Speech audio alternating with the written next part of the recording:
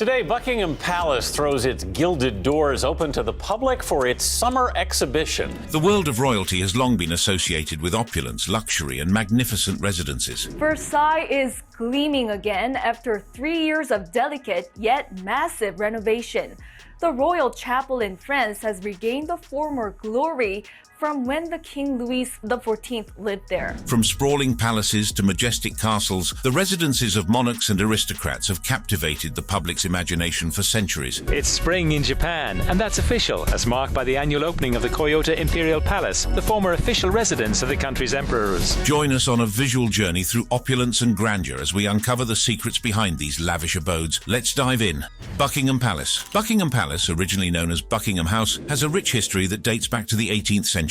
It all began in 1703 when the Duke of Buckingham, John Sheffield, built the house as a private residence. Over the years, the house changed hands several times until it caught the attention of King George III. In 1761, King George III acquired Buckingham House as a private retreat for his wife, Queen Charlotte. Little did he know that this acquisition would mark the beginning of a remarkable transformation. As the years went by, Buckingham House underwent various renovations and additions, gradually evolving into the magnificent palace we know today. However, it wasn't until the accession of Queen Victoria in 1837 that Buckingham House officially became the London residence of the British monarch. Queen Victoria's reign marked a turning point in the palace's history. It became the focal point of the British monarchy and also underwent significant expansions and renovations. The most notable addition was the construction of 3 wings around a central courtyard, which enhanced the palace's grandeur and provided more space for the growing royal family. Buckingham Palace is an impressive example of neoclassical architecture. It features a symmetrical facade with 3 main wings: the East Wing, Central Block, and West Wing. The facade is adorned with columns, balustrades, and decorative sculptures. The palace has over 775 rooms, including 19 staterooms, 52 royal and guest bedrooms, 188 staff bedrooms, 92 offices, and 78 bathrooms. The grandeur of the palace is further enhanced by the presence of the famous balcony, where the royal family makes appearances during special occasions. Venturing into the interior, you will find yourself immersed in a world of luxury and elegance. The staterooms, which are open to the public for a limited time each year, are a true marvel to behold. These rooms serve as the backdrop for official ceremonies and state banquets, and each one is meticulously designed to impress. One of the highlights of the staterooms is the throne room, where the monarch receives honored guests and holds investitures. Another notable space within Buckingham Palace is the ballroom, which is used for grand receptions and state banquets. One of the most popular attractions at Buckingham Palace is the changing of the guard ceremony, which takes place daily during the summer months and every other day during the rest of the year. The East Wing of Buckingham Palace offers a unique atmosphere with an oriental touch. This section of the palace features an exquisite collection of art and artifacts from the Far East, creating a captivating contrast to the grandeur of the staterooms. The palace is surrounded by beautiful gardens spanning 40 acres, featuring manicured lawns, flower beds, and ornamental lakes. According to recent estimates, Buckingham Palace is valued at around $5 billion, £3.9 billion.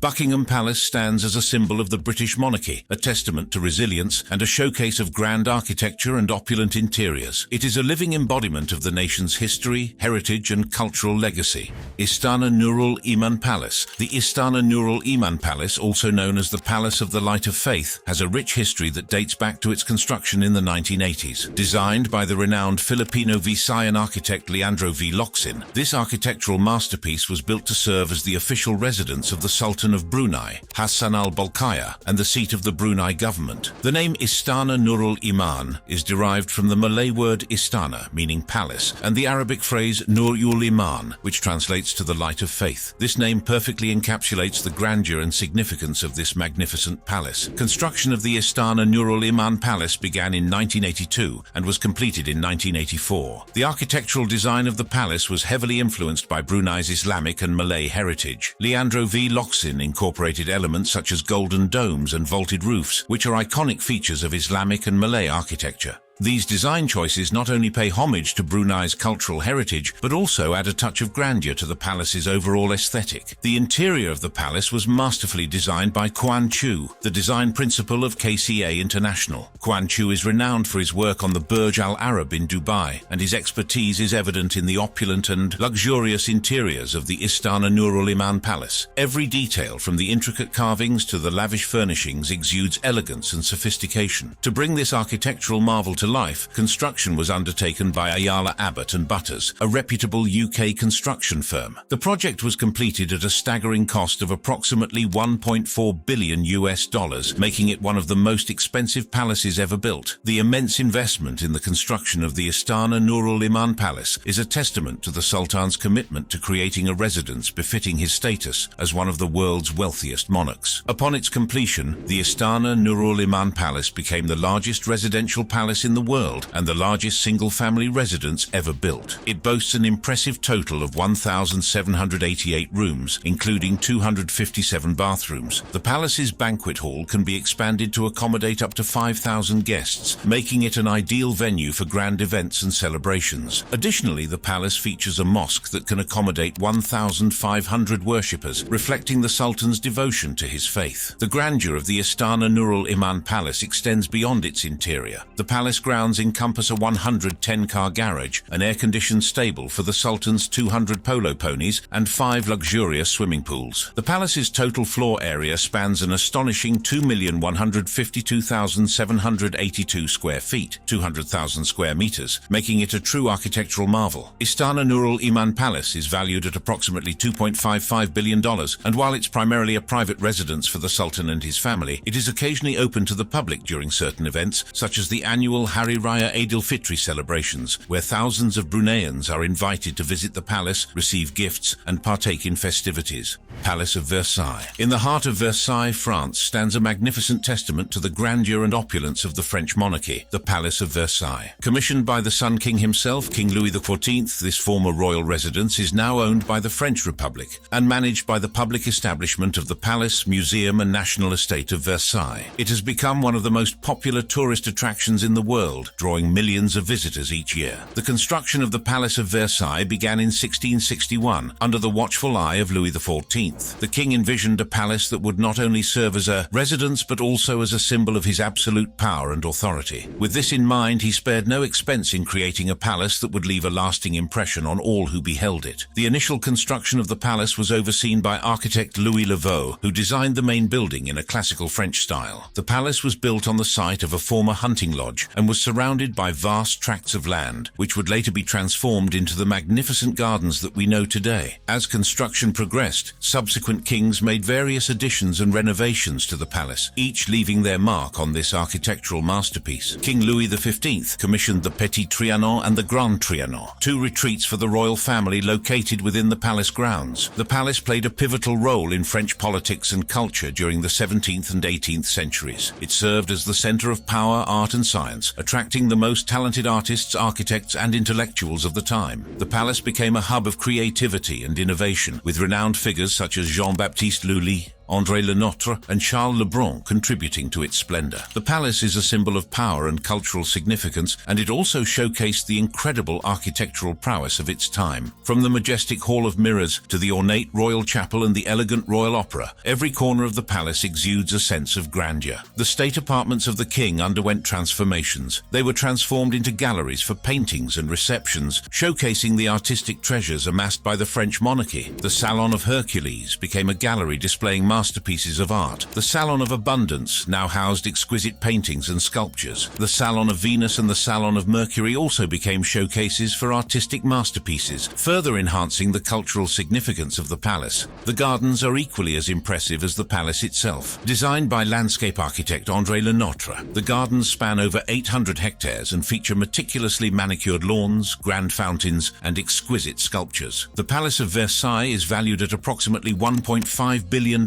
as it holds immense cultural, historical and political significance. It served as the seat of power for the French monarchy and witnessed numerous important events, including the signing of the Treaty of Versailles in 1919, which ended World War I. Today it is a UNESCO World Heritage Site and a major tourist attraction. The Forbidden City. During the early 15th century in the Ming Dynasty era, a colossal endeavor commenced in Beijing, China. This ambitious project aimed to erect a palace complex that would epitomize imperial authority and splendor, none other than the Forbidden City. Emperor Yongle, the third ruler of the Ming Dynasty, harbored a vision of a palace that would outshine any other in its grandeur. Thus, the construction of the Forbidden City commenced in 1406 and endured for 14 years, culminating in its completion in 1420. This monumental task task engaged over 1 million laborers and artisans, underscoring the sheer scale and magnitude of the undertaking. The Forbidden City was designed to be the winter residence of the Emperor of China, serving as the political and ceremonial center for over 500 years. It was a place where emperors held court, made important decisions, and conducted elaborate rituals. The palace complex was not only a symbol of imperial power, but also a reflection of the philosophical and religious principles of the time. Covering an area of 720,000 square meters, the Forbidden City consists of over 8,700 buildings, making it the largest palace complex in the world. Its architectural style is a masterpiece of traditional Chinese palatial design, characterized by intricate details, vibrant colors, and exquisite craftsmanship. The palace is divided into two main sections, the outer court and the inner court. The outer court was the public area where important ceremonies and events took place. It includes magnificent halls such as the Hall of Supreme Harmony, the Hall of Central Harmony, and the Hall of Preserving Harmony. These halls were meticulously designed to impress and awe visitors with their grandeur. The inner court, on the other hand, was the private residence of the emperor and his family. It was a secluded area where the emperor conducted his daily affairs and lived a life of luxury. The inner court consists of various palaces, including the Palace of Heavenly Purity, the Hall of Union, and the Palace of Earthly Tranquility. These palaces were the heart of the Forbidden City, where the emperor and his family resided and governed the empire. In 1925, the last emperor of China, Puyi, was expelled from the Forbidden City, marking the end of imperial rule. Since then, the palace complex has been transformed into a museum, showcasing the rich history and cultural heritage of China. The Forbidden City's value is estimated at around $70 billion,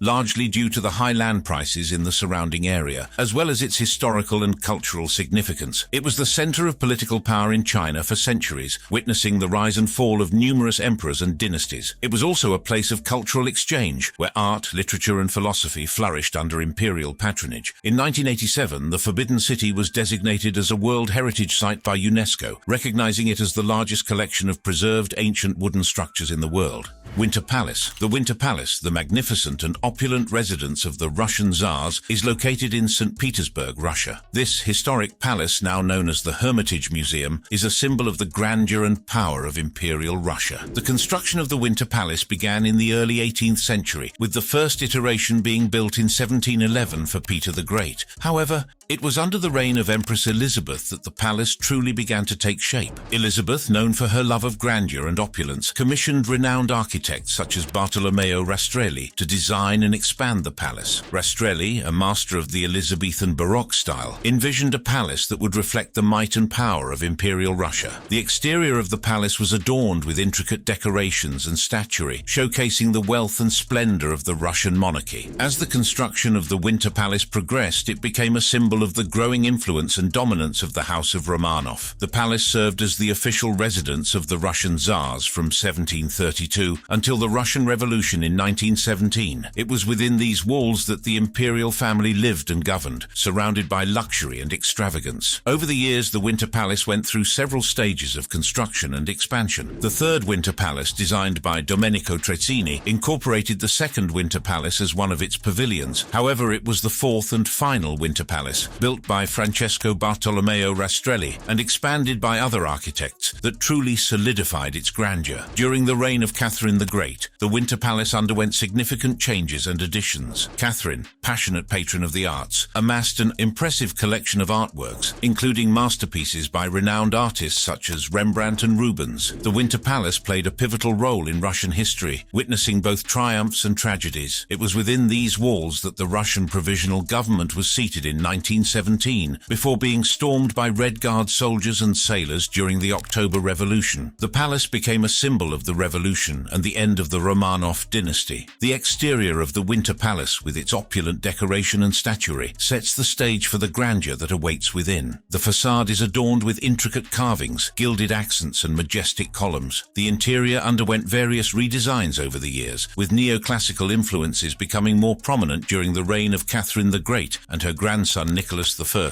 The estimated value of the Winter Palace is approximately $1 billion, and one of the most remarkable features of the palace is its vast number of rooms. With over 1,500 rooms spread across its expansive floor area, the palace is a labyrinth of luxurious chambers, each more stunning than the last. The first floor of the Winter Palace was reserved for the principal rooms and living quarters of the imperial family. The Winter Palace also housed the Imperial Hermitage Museum, which opened its doors in 1852. The museum displayed a vast collection of art and artifacts, showcasing the cultural heritage of Russia and the world. The Grand Palace. The Grand Palace in Bangkok, Thailand, stands as a testament to the rich history and cultural heritage of the country. Construction of this magnificent complex began in 1782 under the order of King Phutayotpha Chulalok, also known as Rama I, the founder of the Chakri dynasty. Since then, it has served as the official residence of the kings of Siam and later Thailand, making it a place of great historical significance. The palace complex, covering an area of over 2 million square feet, is situated on the banks of the Chao Phraya River in the heart of Bangkok. Its rectangular shape and strategic location reflect the careful planning and foresight of its creators. Over the years, the palace has undergone organic development, with new buildings and structures added, especially during the reign of King Chulalongkorn, also known as Rama V.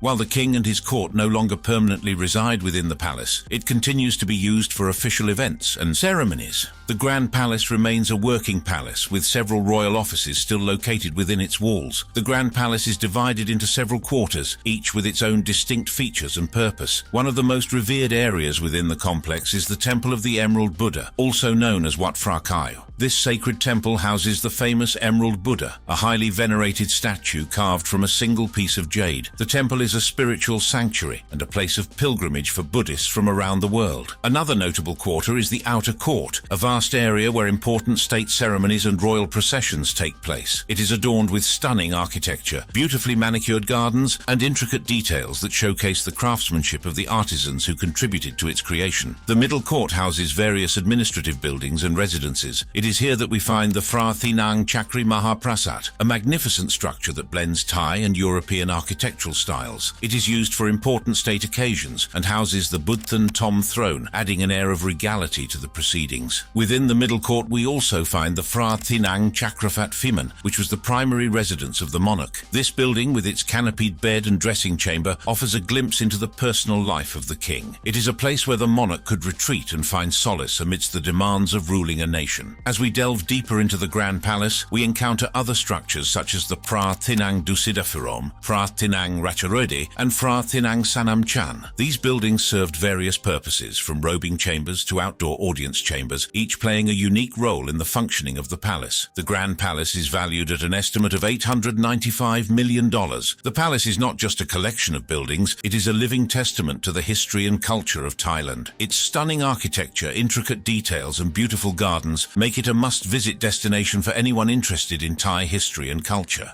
Hofburg Palace. The Hofburg Palace symbolizes the magnificence and influence of the Habsburg dynasty, which reigned over Austria for centuries. Its history dates back to the 13th century, when it was initially constructed as the seat of the Dukes of Austria. Over time, as the Habsburgs grew in influence and authority, palace expanded and transformed into a symbol of their wealth and prestige. From 1438 to 1583, and again from 1612 to 1806, the Hofburg Palace served as the seat of the Habsburg kings and emperors of the Holy Roman Empire. It was here that they conducted affairs of state, held lavish court ceremonies, and entertained dignitaries from around the world. The palace became a center of political power, where decisions that shaped the course of European history were made. One of the most significant periods in the palace's history was during the reign of Emperor Franz Joseph I.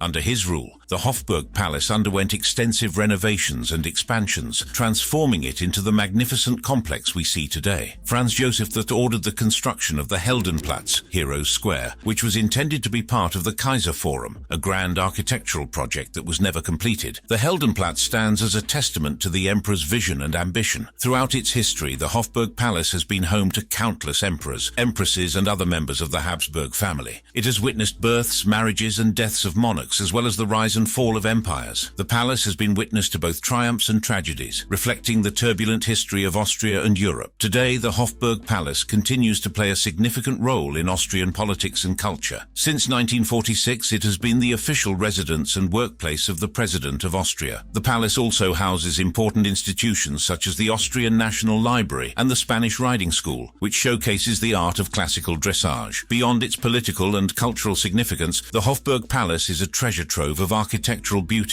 It features a variety of architectural styles, including Gothic, Renaissance, Baroque and Neo-Baroque, starting with the Swiss wing, tracing back to the 13th century and reflecting the medieval origins of the palace. Within the Swiss court, the Burgkapelle, a Gothic chapel, unveils its intricate stained glass windows and ornate altar, steeped in history as the venue for imperial celebrations. Adjacent lies the Treasury Schatzkammer, safeguarding the imperial insignia and crown jewels, adorned with precious gems. Progressing to the Amalienburg, named after Empress Amalie Wilhelmine, we witness the Renaissance-style residence of Emperor Rudolf II, featuring a celestial-themed clock, symbolizing his cosmic curiosity. Further exploration leads to the Leopoldine wing, offering opulent living quarters and architectural marvels reflecting Emperor Leopold I's era. The Imperial Chancellery Wing and Festival Hall Wing, with their grandeur and regal interiors, complete our captivating journey through the historical legacy of the Hofburg Palace. The Hofburg Palace continues to play a vital role as the official residence and workplace of the President of Austria. It stands as a symbol of the country's rich heritage and serves as a reminder of its imperial past.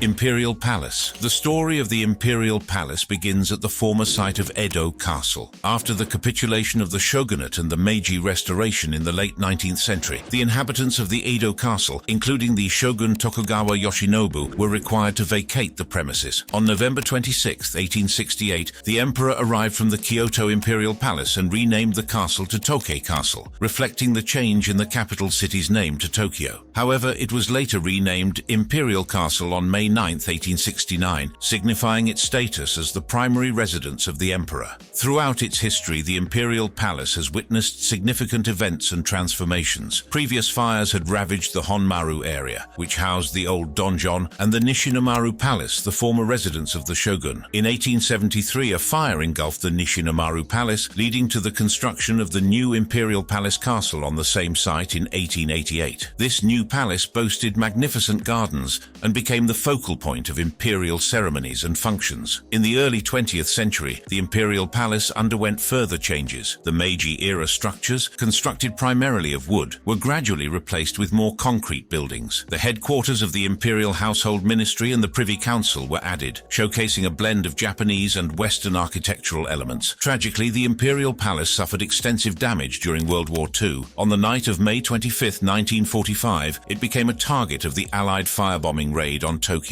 The structures within the palace grounds were largely destroyed, including the main palace hall and residences. In the aftermath of the war, the Imperial Palace underwent a process of reconstruction. From 1964 to 1968, a new main palace hall and residences were built on the western portion of the site, designed by architect Junzo Yoshimura. The area was renamed Imperial Residence in 1948, while the eastern part became the East Garden, which opened to the public in 1968. The Imperial Palace complex is a harmonious blend of traditional Japanese design and modern elements. The main palace, known as the Kyuden, is a striking example of this architectural fusion. The main buildings are constructed in the traditional Japanese architectural style, characterized by wooden structures, sliding doors, and tatami mat floors. The palace is surrounded by extensive gardens, moats, and stone walls, providing a tranquil oasis in the heart of Tokyo. From the Kyuden to the grandeur of the State Function Hall, known as Seiden, which serves as the central part of the palace and is the largest building within the compound and the most iconic features of the Imperial Palace, which is the Matsu no Ma or Pine Chamber. The Imperial Palace is not only a testament to architectural brilliance but also a haven of natural beauty. The palace grounds encompass stunning gardens that have been meticulously maintained for centuries. The Ninomaru Garden boasts symbolic trees representing each prefecture in Japan, totaling 260 trees of 30 different varieties, while the Suwa no Chaya Tea House offers a glimpse into the traditional Japanese tea ceremony, providing visitors with a serene and authentic experience.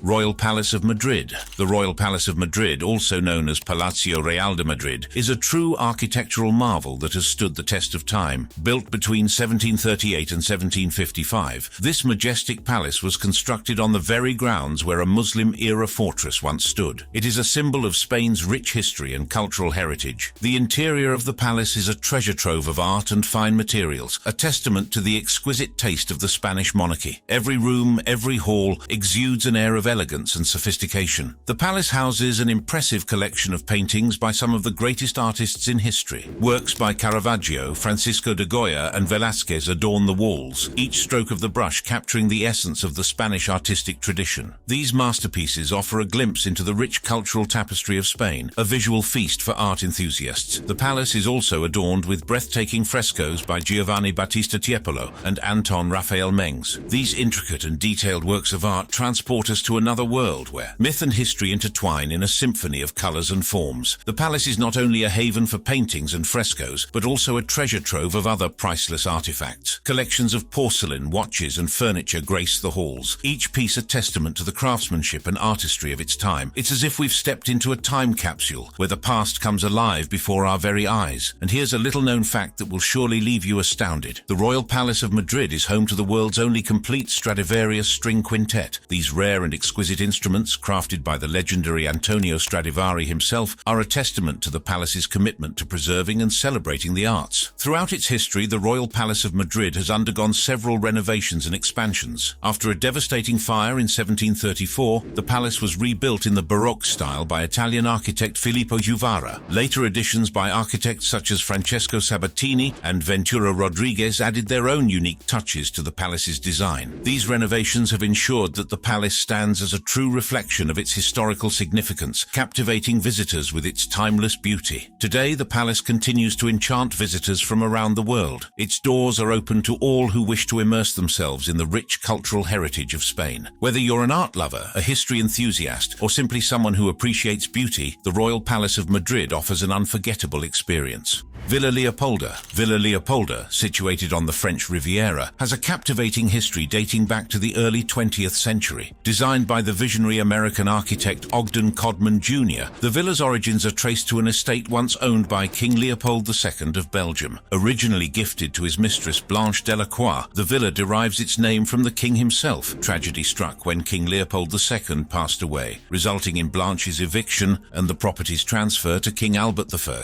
Villa Leopolda played a pivotal role during World War I, serving as a military hospital that offered solace and care to wounded soldiers amidst the chaos of war. In 1919, Thérèse Vitali, Comtesse de Beauchamp, acquired the estate and initiated enhancements to elevate its elegance and luxury status. Codman, recognizing its grandeur, purchased the existing structures and embarked on an architectural endeavor to transform the villa into a masterpiece. Despite financial challenges, Codman's neo-Palladian vision and meticulous attention to detail resulted in a spectacular villa, blending architectural beauty with natural splendor. In the 1950s, Villa Leopolda caught the attention of the Agnelli family, known for their association with the Fiat automobile empire. Gianni Agnelli, the president of Fiat, and his wife Morella Agnelli were captivated by the villa's beauty and grandeur. They saw in Villa Leopolda a place where they could escape the pressures of their busy lives and indulge in the luxurious lifestyle they were accustomed to. In 1963, the villa changed hands once again, this time to the Canadian philanthropist Dorothy J. Killam. She became the proud owner of this iconic property and resided there until her passing in 1965. However, 1987, Villa Leopolda would enter a new era of grandeur and extravagance. The Lebanese-born Brazilian banker Edmond Safra and his wife Lily Safra acquired the villa, adding their own unique flair to its already illustrious history. The Safras spared no expense in making Villa Leopolda a true reflection of their wealth and refined taste. Renowned interior designer Renzo Mongiardino was commissioned to transform the interiors of the villa into a haven of luxury and elegance. Every room was meticulously designed, with attention to detail and a focus on creating a space that exudes opulence. The second-floor bedrooms were decorated by Mika Ertegun, adding a touch of sophistication and beauty to the living spaces. Villa Leopolda has hosted numerous notable guests over the years, including royalty, celebrities, and heads of state. Its historical significance, architectural splendor, and idyllic location make it it a sought-after destination for luxury living and entertainment. Villa La Leopolda is estimated to be worth $750 million. The estate boasts luxurious amenities, including multiple swimming pools, tennis courts, extensive gardens with rare plants and sculptures, and breathtaking views of the coastline. The interiors are adorned with fine furnishings, antique artworks, and intricate detailing, reflecting its grandeur.